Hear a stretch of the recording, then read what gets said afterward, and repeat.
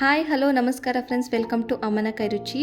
Friends, ನಾನಿವತ್ತು chicken ಕಬಾಬ್ನ ಹೇಗೆ ಮಾಡೋದು ಅಂತ ತೋರಿಸ್ತಾ ಇದ್ದೀನಿ. ನಾನಿಲ್ಲಿ ಯಾವುದೇ ರೀತಿ ಕಬಾಬ್ ಪೌಡ್ರನ್ನಾಗಲಿ ಮೊಟ್ಟೆನಾಗಲಿ ಯೂಸ್ ಮಾಡ್ತಾ ಇಲ್ಲ. ತುಂಬ ಟೇಸ್ಟಿಯಾಗಿ ಹೆಲ್ತಿಯಾಗಿ ಮನೆಯಲ್ಲೇ ಇರೋ ಪದಾರ್ಥಗಳನ್ನ ಉಪಯೋಗಿಸ್ಕೊಂಡು ಹೇಗೆ ರುಚಿಕರವಾದ ಚಿಕನ್ ಕಬಾಬ್ನ ಮಾಡೋದು ಅಂತ ತೋರಿಸ್ತೀನಿ. ಬನ್ನಿ ರೆಸಿಪಿನ ಸ್ಟಾರ್ಟ್ ಮಾಡೋಣ. ಸ್ಟಾರ್ಟ್ ಮಾಡೋಕ್ಕಿಂತ ಮುಂಚೆ ಯಾರಿನ್ನೂ ನನ್ನ ಚಾನಲ್ನ ಸಬ್ಸ್ಕ್ರೈಬ್ ಮಾಡ್ಕೊಂಡಿಲ್ಲ, ಪ್ಲೀಸ್ ಸಬ್ಸ್ಕ್ರೈಬ್ ಮಾಡ್ಕೊಳ್ಳಿ. ರೆಸಿಪಿ ಏನಾದರೂ ಇಷ್ಟ ಆಯಿತು ಅಂತ ಅನಿಸಿದ್ರೆ ಪ್ಲೀಸ್ ಒಂದೇ ಒಂದು ಲೈಕ್ ಮಾಡಿ, ಹಾಗೆ ನಿಮ್ಮ ಫ್ರೆಂಡ್ಸ್ ಆ್ಯಂಡ್ ಫ್ಯಾಮಿಲೀಸ್ಗೆ ಶೇರ್ ಮಾಡಿ. ಬನ್ನಿ ರೆಸಿಪಿನ ಸ್ಟಾರ್ಟ್ ಮಾಡೋಣ. ಮೊದಲಿಗೆ ನಾನಿಲ್ಲಿ ಒಂದು ಅರ್ಧ kg ಚಿಕನ್ನ ತೊಗೊಂಡಿದ್ದೀನಿ. ಇಲ್ಲಿ ಬಾಯ್ಲರ್ ಚಿಕನ್ನ ನಾನು ತೊಗೊಂಡಿದ್ದೀನಿ. ನೀಟಾಗಿ ಅದನ್ನು 2 ಸತಿ ವಾಶ್ ಮಾಡಿ ಇಲ್ಲಿ ಒಂದು ಬೌಲಲ್ಲಿ ಹಾಕಿ ಇಟ್ಕೊಂಡಿದ್ದೀನಿ. ಮೊದಲಿಗೆ ನಾನಿಲ್ಲಿ 2 ಟೇಬಲ್ ಸ್ಪೂನಷ್ಟು ಕಾಶ್ಮೀರಿ ಚಿಲ್ಲಿ ಪೌಡ್ರನ್ನ ಹಾಕ್ಕೊತಾ ಇದ್ದೀನಿ. ಕಲರ್ ಏನು ಯೂಸ್ ಮಾಡ್ತಿಲ್ವಲ್ಲ, ಅದಕ್ಕೋಸ್ಕರ ಕಾಶ್ಮೀರಿ ಚಿಲ್ಲಿ ಪೌಡ್ರನ್ನ ಹಾಕ್ಕೊಂಡೆ.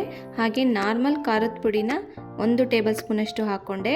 ಹಾಗೆ 2 ಚಮಚ ಧನಿಯಾ ಪುಡಿ, 1 ಚಮಚ ಗರಂ ಮಸಾಲ, 1 ಚಮಚ ಜೀರಿಗೆ ಪುಡಿ, ಚಿಟಿಕೆ ಅಡಿಗೆ ಸೋಡಾ, ಹಾಗೆ ಅರ್ಧ ಟೇಬಲ್ ಸ್ಪೂನಷ್ಟು ಮೆಣಸಿನ ಪುಡಿ, ಚಿಟಿಕೆ ಅರಿಶಿನ, ಹಾಗೆ 2 ಚಮಚ ನಿಂಬೆಹಣ್ಣಿನ ರಸನ ಇಲ್ಲಿ ಸೇರಿಸ್ಕೊತಾ ಇದ್ದೀನಿ.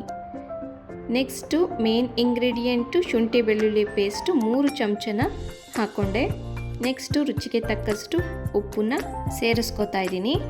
ಈಗ 1/4 ಚಮಚದಷ್ಟು ಚಾಟ್ ಮಸಾಲ, ಹಾಗೆ ಕಾಯಿಸಿ ಆರಿಸಿದ ಎಣ್ಣೆನ ಹಾಕ್ಕೊತಾ ಇದ್ದೀನಿ. 1 ಚಮಚದಷ್ಟು ಎಣ್ಣೆನ ಹಾಕ್ಕೊತಾ ಇದ್ದೀನಿ. ಮಾಮೂಲಿ ಅಡುಗೆಗೆಲ್ಲ ಯೂಸ್ ಮಾಡ್ತೀರಲ್ಲ, ಅದೇ ಎಣ್ಣೆನ ಇಲ್ಲಿ ಸೇರಿಸ್ಕೊಂಡು ಇದನ್ನು ನೀಟಾಗಿ ಈಗ ಕಲಿಸ್ಕೊತಾ ಇದ್ದೀನಿ.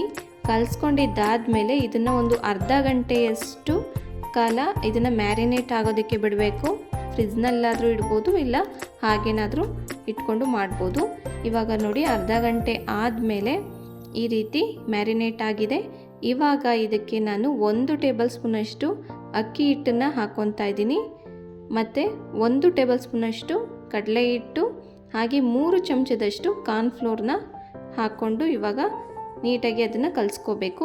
ಲಾಸ್ಟಲ್ಲಿ ಸ್ವಲ್ಪ ಕೊತ್ತಂಬರಿ ಸೊಪ್ಪನ್ನ ಸಣ್ಣದಾಗಿ ಕಟ್ ಮಾಡಿ ಸೇರಿಸ್ಕೊಂಡು ಕಲಿಸ್ಬಿಟ್ರೆ ಆಗೋಯ್ತು. ಕಬಾಬ್ಗೆ ಏನೇನು ಇಂಗ್ರೀಡಿಯೆಂಟ್ಸ್ ಬೇಕೋ ಎಲ್ಲದನ್ನು ಹಾಕಿದ್ದಾಯಿತು. ಇವಾಗ ಎಣ್ಣೆನ ಕಾಯೋದಕ್ಕೆ ಇಟ್ಕೋಬೇಕು ಅಷ್ಟೇ ಫ್ರೆಂಡ್ಸ್. ಏನು ಇವಾಗ ಇದನ್ನು ಮ್ಯಾರಿನೇಟ್ ಆಗೋದಕ್ಕೆ ಏನು ಬಿಡೋ ಅವಶ್ಯಕತೆ ಇಲ್ಲ. ಈಗ ಎಣ್ಣೆನ ಕಾಯೋದಕ್ಕೆ ಇಟ್ಟಿದ್ದೀನಿ. ಈಗ ಎಣ್ಣೆ ಚೆನ್ನಾಗಿ ಕಾದಿದೆ. ಮೀಡಿಯಮ್ ಫ್ಲೇಮಲ್ಲೇ ಇಟ್ಕೊಳ್ಳೋಣ. ಜಾಸ್ತಿ ಉರಿ ಇಟ್ಕೊಂಡ್ರೆ ಮೇಲೆಲ್ಲ ಕ್ರಿಸ್ಪಿ ಆಗಿಬಿಡುತ್ತೆ, ಒಳಗಡೆ ಬೆಂದಿರೋದಿಲ್ಲ. ಅದಕ್ಕೋಸ್ಕರ ಇಲ್ಲಿ ಮೀಡಿಯಮ್ ಫ್ಲೇಮಲ್ಲೇ ಇಟ್ಕೊಂಡು ಕಬಾಬ್ನ ಕರಿಬೇಕಾಗುತ್ತೆ. ಇವಾಗ ಒಂದೊಂದೇ ಪೀಸ್ನ ನಾನು ಎಣ್ಣೆ ಒಳಗೆ ಹಾಕ್ಕೊತಾ ಇದ್ದೀನಿ.